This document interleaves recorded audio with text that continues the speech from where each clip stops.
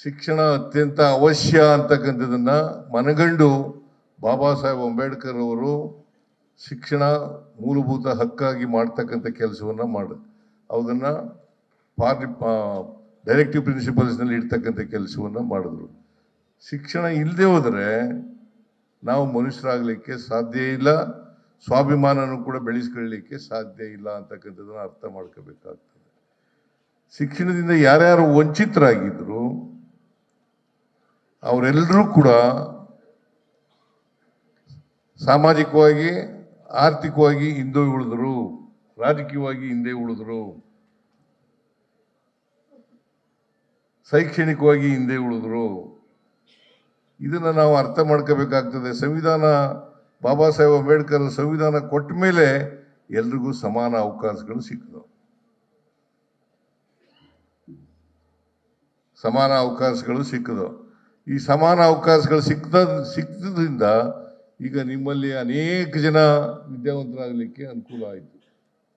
ಅಲ್ಲಿ ಸಂವಿಧಾನದಲ್ಲಿ ಬಹಳ ಸ್ಪಷ್ಟವಾಗಿ ಹೇಳಿದ್ದಾರೆ, ಎಲ್ಲರಿಗೂ ಸಮಾನವಾದಂಥ ಅವಕಾಶಗಳು ಸಿಕ್ಕಬೇಕು.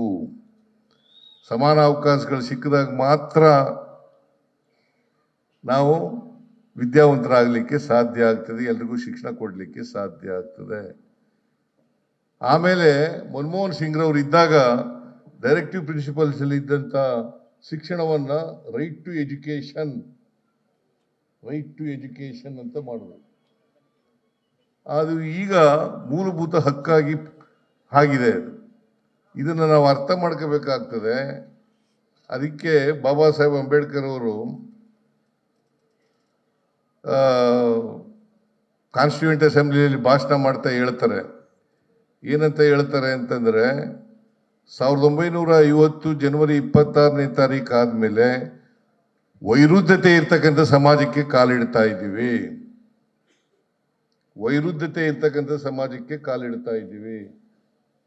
ಆ ಸಮಾಜದಲ್ಲಿ ಅನೇಕ ಅಸಮಾನತೆಗಳಿದ್ದಾವೆ.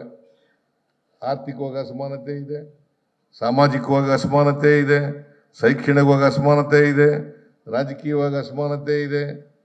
ಇವರೆಲ್ಲರಿಗೂ ಕೂಡ ಸಮಾನತೆ ಬರಬೇಕಾದ್ರೆ, ಇವರೆಲ್ಲ ಮುಖ್ಯವಾಗಿ ಬರಬೇಕಾದ್ರೆ ಅಸಮಾನತೆ ತೊಲಗಲೇಬೇಕು ಅಂತಕ್ಕಂಥ ವಿಚಾರಗಳನ್ನ ಬಾಬಾ ಸಾಹೇಬ್ ಅಂಬೇಡ್ಕರ್ ಅವರು ಸಂವಿಧಾನದಲ್ಲಿ ಸೇರಿಸಿದ್ದಾರೆ.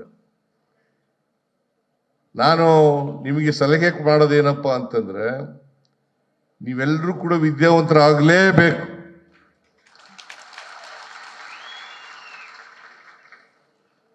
ಅಪ್ಪ ಹಾಕದ ಆಲದ ಮರ ಅಂತೇಳಿ ನಾವು ಮಡಿಕೆನೇ ಮಾಡ್ತೀವಿ ಅಂತ ಉಳ್ಕೊಳ್ಳೋಕೆ ಹೋಗ್ಬೇಡಿ. ಮಡಿಕೆನೂ ಮಾಡಿ, ಅದ್ರ ಜೊತೆಗೆ ವಿದ್ಯಾವಂತರಾಗ್ತಕ್ಕಂಥ ಕೆಲಸವನ್ನು ಕೂಡ ಮಾಡಲೇಬೇಕು ಅಂತಕ್ಕಂಥ ಸಲಹೆಯನ್ನು ಕೊಡಲಿಕ್ಕೆ ಬಯಸ್ತಾ ಇದ್ದೆ. ನಮಗೆ ರಾಜಕೀಯ ಸ್ವಾತಂತ್ರ್ಯ 1947ರಲ್ಲಿ ಬಂತು. ರಾಜಕೀಯ ಸ್ವಾತಂತ್ರ್ಯ ಯಶಸ್ವಿ ಆಗ್ಬೇಕಾದ್ರೆ ಎಲ್ರಿಗೂ ಕೂಡ ಸಾಮಾಜಿಕ ಆರ್ಥಿಕ ಸ್ವಾತಂತ್ರ್ಯ ಬಂದಾಗ ಮಾತ್ರ ಅದು ಯಶಸ್ವಿ ಆಗ್ತದೆ ಅಂತಕ್ಕಂಥ ಮಾತುಗಳನ್ನ ಹೇಳಿದ್ರು. ಅದಕ್ಕೋಸ್ಕರನೇ ಸಾಮಾಜಿಕ ಸ್ವಾತಂತ್ರ್ಯ, ಆರ್ಥಿಕ ಸ್ವಾತಂತ್ರ್ಯ ತಳಹದಿ ರಾಜಕೀಯ ಸ್ವಾತಂತ್ರ್ಯಕ್ಕೆ. ಈ ತಳಹದಿಯ ಮೇಲೆ ರಾಜಕೀಯ ಸ್ವಾತಂತ್ರ್ಯ ನಿಂತಿರ್ತಕ್ಕಂಥದ್ದು. ಅದಕ್ಕೆ ಅಸಮಾನತೆ ತೊಲಗದೆ ಹೋದರೆ, ಎಲ್ಲಿವರೆಗೆ ಅಸಮಾನತೆ ಇರ್ತದೆ, ಅಸಮಾನತೆಯಿಂದ ಯಾರು ನರಳ್ತಾರೆ, ತೊಂದರೆ ಅನುಭವಿಸ್ತಾರೆ,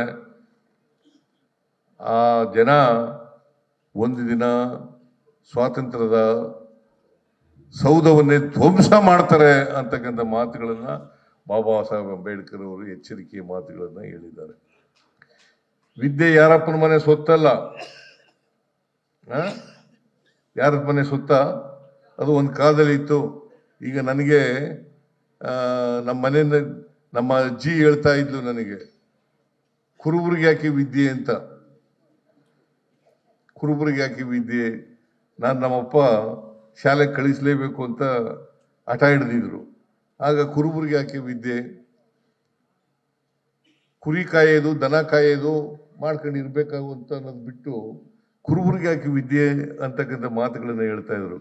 ಅದು ಒಂದು ವರ್ಗಕ್ಕೆ ಸೀಮಿತವಾಗಿತ್ತಂತ ಆ ಥರ ಜನರಲ್ಲಿ ಭಾವನೆಗಳನ್ನು ಬಿತ್ತುಬಿಟ್ಟಿದ್ರು.